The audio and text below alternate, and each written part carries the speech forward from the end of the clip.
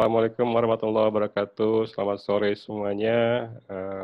Salam sehat semua. Topik yang akan kita bahas pada sore ini atau pada hari ini sebetulnya belum pernah banyak yang dengar juga di Indonesia, apalagi khususnya di IPB ya atau di Fakultas Ekonomi, karena ini memang sebetulnya sudah banyak dibicarakan di berbagai negara. Kemudian juga ada mazhab tersendiri di Amerika, di Kanada, ya di Eropa, yang disebut dengan Mises.org, di mana ini adalah revitalisasi kembali pemikiran-pemikiran ekonomi yang memang banyak pembelajaran dari berbagai krisis ekonomi yang terjadi saat ini, bukan hanya ekonomi dalam konteks makro, tapi dalam konteks kebijakan, dalam konteks mikro, dalam konteks finansial, market, perencanaan wilayah, dan segala macam. Nanti saya tunjukkan di bagian akhir bagaimana praksiologi ini juga banyak diterapkan di berbagai disiplin ilmu. Nah, kenapa praksiologi ini menarik? Karena belakangan kemudian juga para ekonom-ekonom besar, terutama murid-murid pemenang hadiah Nobel Ekonomi, memunculkan kembali ideologi ini atau pemikiran ini karena kemudian kegagalan dari penggunaan istilahnya mainstream. Jadi di dalam ekonomi ada dua, satu namanya mainline. Mainline itu memang yang masih mempelajari atau masih menggunakan prinsip-prinsip dasar ekonomi yang dibangun dari sejak zaman klasik, neoklasik sampai saat ini, istilahnya kita sebut dengan akar. Nah, kemudian di akar itu muncul cabang. Nah, cabang ini yang kemudian muncul sebagai satu namanya mainstream yang dipicu dari mazhab Amerika, terutama Chicago. Yang kedua adalah mazhab Austrian, atau disebut dengan Austrian Economic yang akan kita bahas pada sore ini. Nah, ada perbedaan fundamental keduanya. Jadi dari mainline bercabang ke mainstream, dan Austrian itulah yang kemudian di ujung menjadi semacam pemikiran yang bagi sebagian orang perlu dipahami betul secara utuh ya, supaya bisa melihat dua sisi yang berbeda. Sebab kalau kita hanya melihat sisi mainstream economic yang kita gunakan saat ini, terutama di negara-negara berkembang, itu banyak sekali kebijakan-kebijakan yang tidak efektif, yang kemudian juga banyak pertanyaan-pertanyaan empiris yang tidak bisa dijawab oleh theoretical economics. Nah, salah satu yang kemudian menjadi solusi atau alternatif solusi adalah kembali ke praksiologi ini. Ya. Nah, jadi ini adalah pandangan ekonomik, ya, perubahan pandangan ekonomik yang dulu hanya dianggap sebagai science, ya. Jadi sains itu betul-betul mengikuti kaidah-kaidah ilmu fisika, ya, kaidah-kaidah matematis yang ternyata kemudian juga banyak pertanyaan yang muncul yang tidak bisa menjawab pertanyaan-pertanyaan empiris, ya. Bukti nyata adalah ketika mengalami Great Depression tahun 30. Nah, kemudian berubah dari economic as science menjadi economic for wealth atau untuk kemakmuran. Nah, tapi ini pun juga menimbulkan banyak pertanyaan karena kalau ekonominya sama, teorinya sama yang digunakan, ya, tapi kemudian kenapa negara maju tetap maju? Ya, teori konvergensi itu tidak terjadi, ya. Dulu ada catching up teori namanya, di mana negara berkembang akan menyusul negara maju, ternyata juga tetap terbelakang terutama negara-negara Asia, Afrika, dan juga negara-negara lain di Amerika Latin yang sulit mengejar negara-negara maju.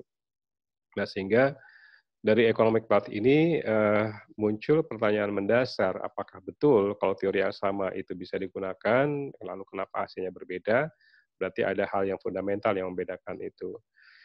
Nah, sekarang muncul lagi di revive atau direvitalisasi lagi pemikiran Ludwig von Mises mengenai economic of human action. Jadi inti utamanya adalah bahwa semua ini berbasis atau berasal dari tindakan manusia, karena economics adalah dirancang untuk manusia dan juga yang merancang juga manusia. Berbeda dengan natural science, ya, teori gravitasi, apel jatuh itu adalah teori, nggak mungkin misalnya apel jatuh ke atas. Tapi ketika teori demand itu bisa diperdebatkan karena kemudian bisa saja harga naik tapi permintaan juga naik gitu ya. Nah, ini yang kemudian ada human action yang dulu pernah kita bahas di behavior economics, itu terkait dengan irasionalitas atau ketidakrasional manusia dengan berbagai macam fenomena yang pernah kita sebutkan di behavior economics. Jadi ini 3 perubahan mendasar dari science berubah ke wealth, berubah ke human action. Nah, praksiologi adalah bergerak pada yang ketiga. Jadi bagaimana memahami betul bahwa economic adalah human action gitu, atau tindakan manusia. Jadi ini prinsip mendasar dari apa yang akan kita bahas pada sore ini. Jadi praksiologi itu sebetulnya awalnya dikenalkan oleh sebelum Ludwig von Mises, ada guru Ludwig von Mises namanya Karl Menger, ya, kemudian Friedrich Hayek, dan kemudian yang mempopulerkan adalah Ludwig von Mises. Nah, pada saat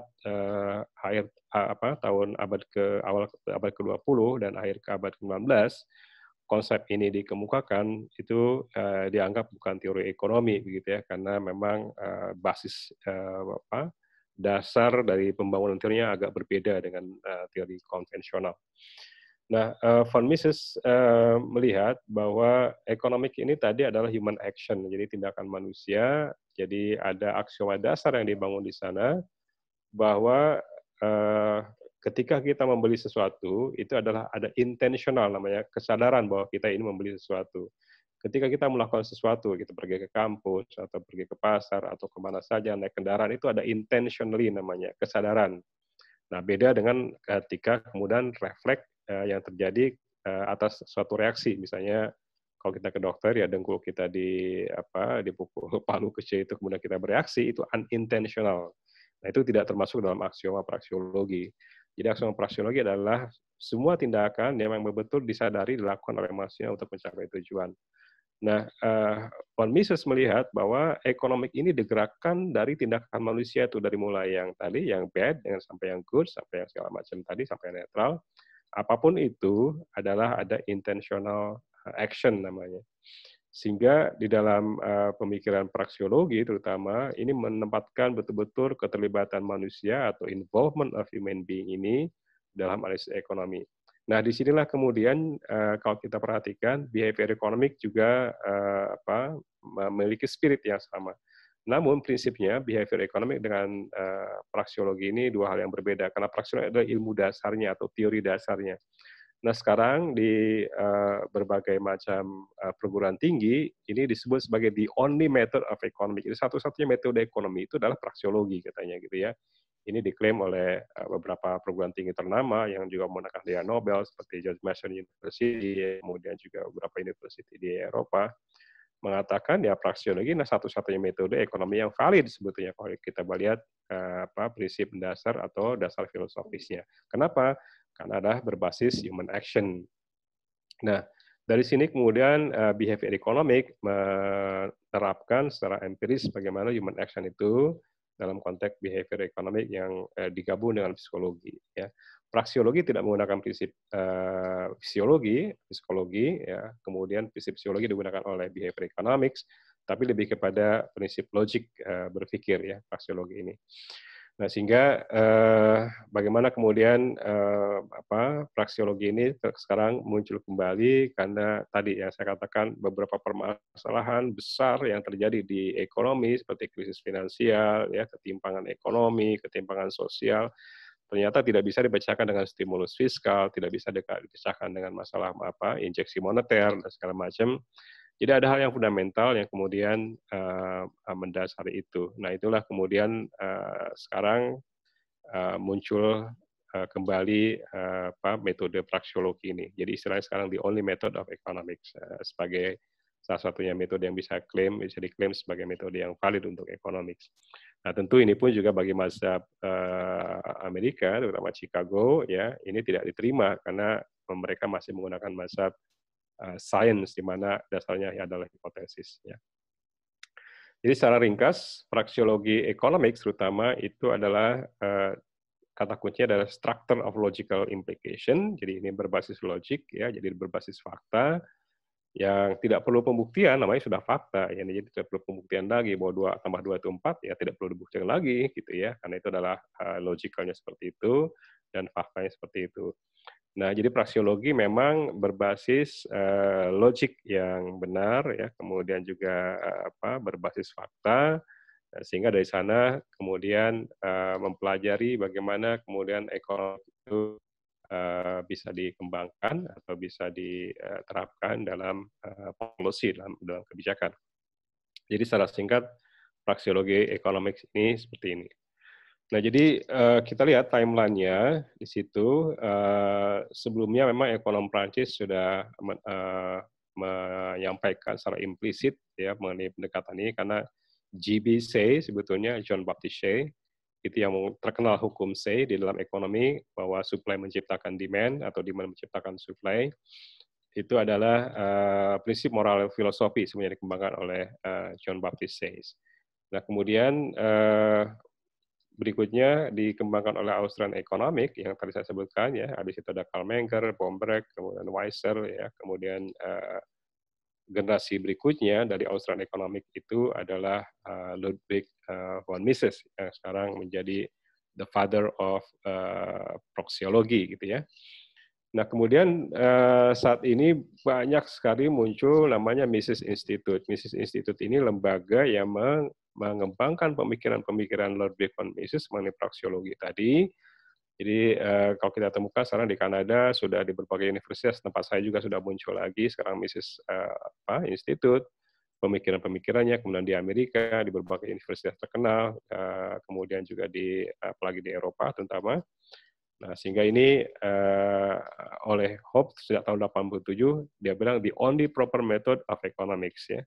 Satu-satunya metode yang tepat untuk ekonomi sebetulnya adalah metode praksiologi gitu, menurut pandangan para pemenang Nobel dan juga para ekonom yang sudah mempelajari betul bagaimana jalan pemikiran praksiologi ini.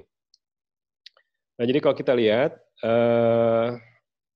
antara mainline economic atau mainstream economic dengan praksiologi, ini terlihat dua perbedaan yang mendasar. Jadi kalau di yang umum yang kita gunakan ya di mainline ataupun di mainstream yang sehari-hari kita lihat di berbagai textbook, misalnya itu adalah dasarnya deduksi atau membangun hipotesis.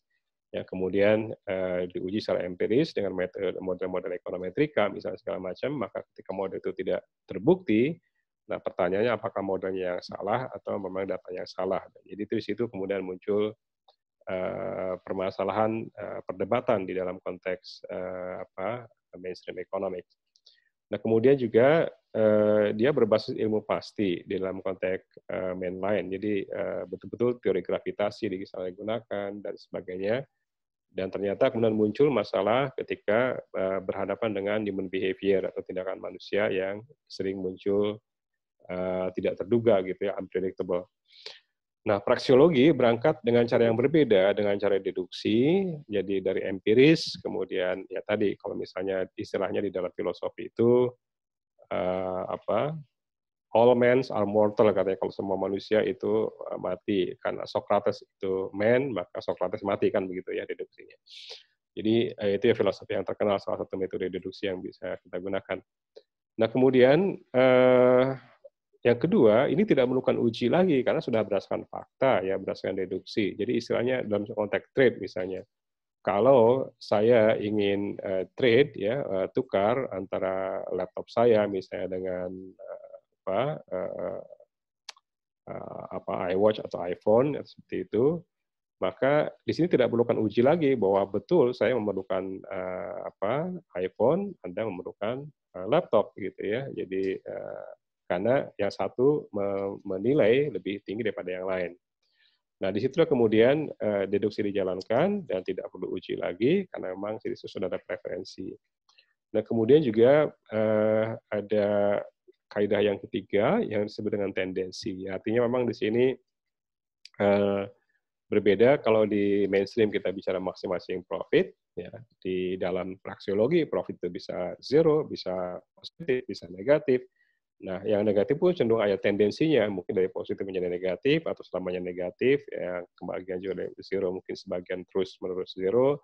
Yang positif juga mungkin ada tendensi dia untuk terus positif. Nah, itulah yang kemudian menjadi salah satu pertimbangan dalam praksiologi. Ya. Nah, yang keempat, ada namanya spontaneous order. Jadi kalau di dalam mainstream economic, ketika krisis terjadi, maka intervensi pemerintah diperlukan. Jadi istilahnya di dalam bahasa sederhana dibilang kalau di dalam mainstream economic itu mobil bisa berbelok ke kiri dan ke kanan masuk jurang, ya, atau ke kiri nabrak tembok. Dan kemudian tugas pemerintah adalah bagaimana mengarahkan mobil itu supaya tidak nabrak tembok dengan cara stimulus dan sebagainya. Dalam praksiologi ini ada namanya spontaneous order. Jadi orang akan bereaksi secara otomatis karena ada human action tadi untuk mengoreksi hal-hal yang tidak diinginkan tadi karena tindakan yang dilakukan adalah intentional action. Nah, misalnya di dalam praksiologi itu munculnya entrepreneurship, misalnya wirausaha, itu adalah spontaneous order. Misalnya sekarang kita lihat banyak kemudian ibu-ibu jualan masker dengan berbagai motif yang berbeda. Ya inilah bukti dari spontaneous order. Tidak perlu pemerintah mengatakan, ibu-ibu tolong jualan masker ini, stok masker tidak ada. Bukan itu. Tapi dia timbul karena human action tadi. Ada kebutuhan, ada tujuan. Oh ternyata masker kurang, ya kita bisa membuat masker. Maka kita bisa bisnis masker dengan berbagai macam motif dan seterusnya. Nah, itulah dalam praksiologi disebut sebagai spontaneous order. Nah, ini terjadi karena faktanya memang seperti itu gitu dalam kehidupan kita sehari-hari. Nah, sehingga di dalam praksiologi basisnya adalah logik tadi ya. Logik kalau tidak bisa melakukan ini, orang akan melakukan hal yang lain. Itu ada human action. Nah, itu yang kemudian kontras antara mainstream atau mainline economic dengan praksiologi.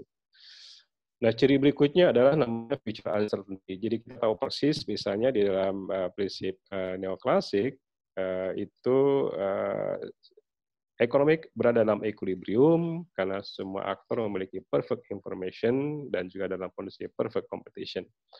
Nah, di dalam praksiologi ada dua jalur yang disebut dengan future uncertainty ini ya. Satu yang disebut dengan jalur completely certain, yang satu lagi barangkali completely random.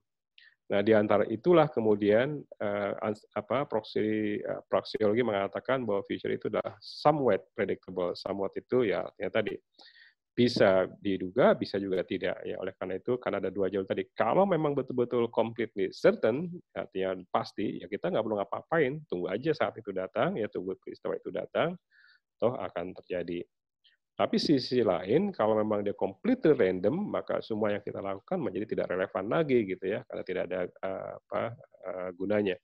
Nah, berdasarkan dua jalur inilah kemudian praksiologi melihat ada kata-kata somewhat di situ, ya, artinya bisa yang random tadi kita bisa prediksi, yang certainty kita bisa juga ada ketidakpastian di sana. Jadi in between antara certainty dan random itu adalah posisi praksiologi ya, karena di situ ada human action yang mendasari berdasarkan knowledge, berdasarkan informasi yang kemudian dipelajari.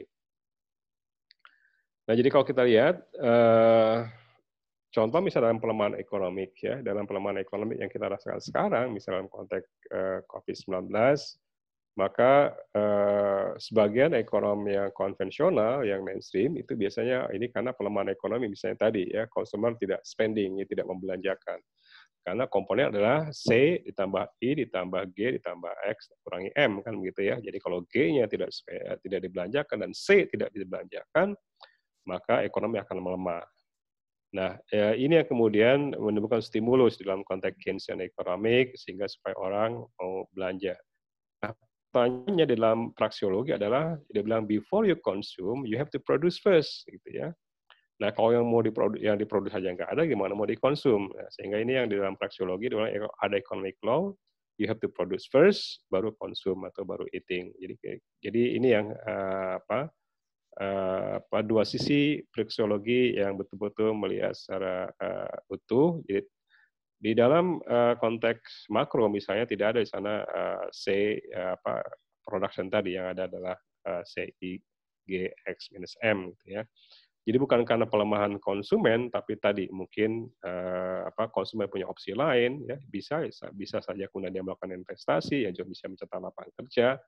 Bahkan dalam satu contoh yang paling ekstrim misalnya, kalaupun konsumen itu tidak membelanjakan, simpan uangnya dalam kasur, sebagian katakanlah 10% konsumen menyimpan uangnya dalam kasur, maka tentu nilai uang akan meningkat. Oleh karena itu, pergerakan ekonomi juga akan terjadi di sana. Jadi perspektif praksiologi melihat ini bukan monotonik ya, bukan satu-satunya penyebab di dalam krisis, bahwa consumer tidak spending itu bukan berarti dia melemahkan ekonomi, ya dia juga bisa menggerakkan ekonomi dari sisi yang lain lewat spontaneous order tadi, ya bisa juga lewat investasi yang juga menciptakan lapangan kerja, bisa juga tadi ya meningkatkan nilai uang. Jadi ini yang membedakan pemahaman praksiologi dengan konvensional. Jadi di dalam praksiologi akan aksioma ya, aksiom namanya, bahwa ya sudah tidak perlu uji lagi di sana. Nah, kemudian individu milih untuk bertindak atau tidak bertindak itu juga action. Jadi kalaupun saya nggak mau ngapain itu adalah action atau tindakan. Jadi di sini ada prinsip filosofis yang sangat fundamental. Misalnya begini, saya mau kerja atau tidak. Ya tidak bekerja juga action. Ada tindakan manusia memang intentionally secara sadar dia memutuskan tidak bekerja gitu ya. Nah, sehingga proses pengangguran itu di dalam praksiologi dia anggap sebagai human action ya, bukan semata-mata karena dampak dari ekonomi. Ya, bisa saja karena dampak dari ekonomi, bisa juga karena pilihan orang ya, jadi untuk tidak bekerja atau memilih yang lain. Sehingga di dalam praksiologi decision atau human decision ini bagian yang sangat krusial di dalam menggerakkan ekonomi maupun juga di dalam economic policy. Nah, dalam konteks itulah kemudian human decision ini sebagai individual decision yang harus melihat bagaimana kemudian dia berharap atau juga ekspektasinya ke depan seperti apa.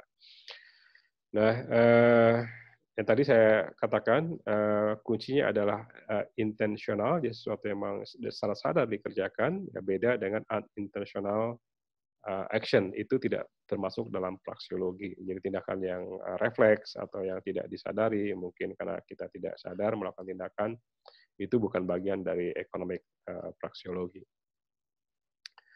Nah, di dalam praksiologi juga membedakan antara individu dengan collective entity. Jadi, nah di sini yang kemudian banyak orang, terutama sebagian ekonom, banyak mengkritisi di sisi praksiologi ya.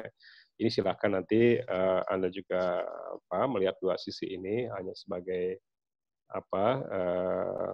tambahan pengetahuan bahwa di dalam ekonomi ini memang tidak semuanya setuju terhadap suatu pemikiran atau mazhab gitu ya.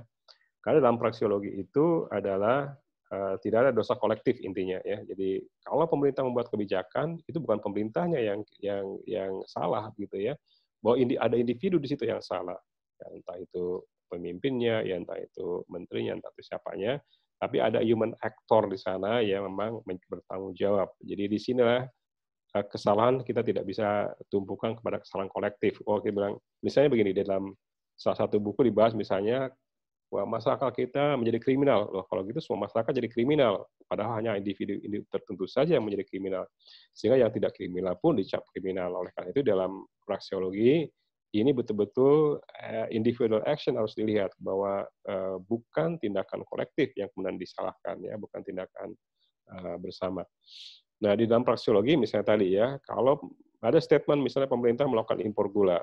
Nah, katakan pemerintah adalah entitas kolektif sebetulnya, tapi praksiologi melihat di dalam pemerintah tadi siapa yang memutuskan, kan begitu. Nah, jadi itu yang kemudian praksiologi melihat ada individual action yang memicu terjadinya kebijakan impor gula. Jadi karena kalau kita jalankan pemerintah itu siapa, kan begitu. Sehingga sulit untuk mendeteksi di mana kesalahannya. Praksiologi melihat siapa pemerintah itu, gitu ya, siapa orangnya dan sebagainya.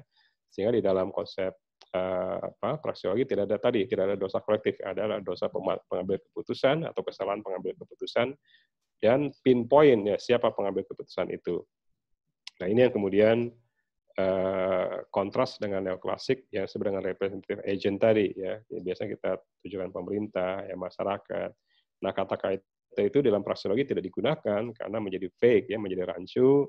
Ketika kita menyalahkan pemerintah, mungkin tidak semua pemerintah, komponen pemerintah melakukan kesalahan, mungkin hanya sebagian kecil saja, atau individu saja. Nah, individu yang kemudian menjadi entitas khusus yang diperhatikan dalam praksiologi. Nah, jadi ketika melihat suatu permasalahan, praksiologi itu melihat secara komprehensif. Jadi katakanlah tadi ya harga beras naik atau harga pangan naik. Nah tentu bukan hanya supply dan demand yang dilihat, ya bukan karena reaksi permintaan yang tinggi, yang kemudian juga harga beras naik, tapi dia melihat secara lebih komprehensif, ya karena di sini ada logical fakta yang kemudian juga saling memperkuat satu sama lain. Ya faktanya misalnya tadi, ada serangan serangga. Faktanya mungkin tadi curah hujan tidak cukup dan segala macam. Faktanya mungkin tadi ya, ada preferensi masyarakat yang berubah. Faktanya mungkin juga tadi ada inflasi dan sebagainya.